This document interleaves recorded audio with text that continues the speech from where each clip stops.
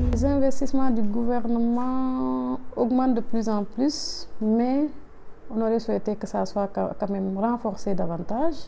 Et on espère que le Conseil des ministres sera l'occasion de mettre l'accent sur l'investissement dans la région de Thiès. Parce qu'il faut noter que la région de Thiès est la première région productrice de produits halieutiques du Sénégal. Il y a beaucoup d'acteurs de la pêche. Et aujourd'hui, quand on a tenu un CRD dernièrement sur la pêche artisanale à la gouvernance de Thiès sous la présidence de M. le ministre des Pêches et de l'économie maritime, parmi les sollicitations ou les demandes des acteurs, c'est qu'aujourd'hui qu'on puisse, à côté de ces pêcheurs artisans qui sont parfois confrontés à un problème de capture, qu'on puisse développer la pisciculture.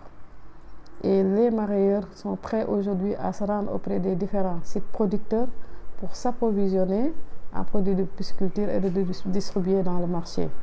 Dire également que la région de Thiès, particulièrement Joal, a été identifiée comme ayant un potentiel pour installer une station d'aquaculture marine suite à une étude de faisabilité qu'on a fait avec les partenaires coréens.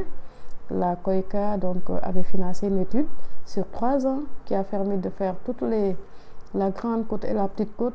Et par la suite, Joal avait été retenu, suivi de Kayar, c'est toujours la région de Thiès alors, pour abriter une station d'aquaculture marine qui nous permettrait de maîtriser la production des alevins de poissons de mer, tout ce qui est dorade, bar, cobia, entre autres, sole, mais aussi de la crevette, des algues marines, mais aussi des coquillages. Et cette station va permettre également de former des techniciens, les producteurs, entre autres, et pourrait même aider la sous-région à développer l'aquaculture.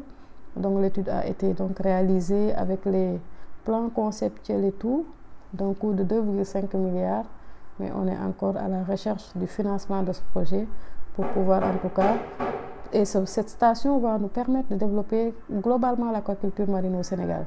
Parce que l'un des maillons les plus difficiles, c'est la maîtrise de la semence. Ce sont les alevins ou les naissains ou même les larves de crevettes en fonction des espèces qu'on va produire au niveau de cette station.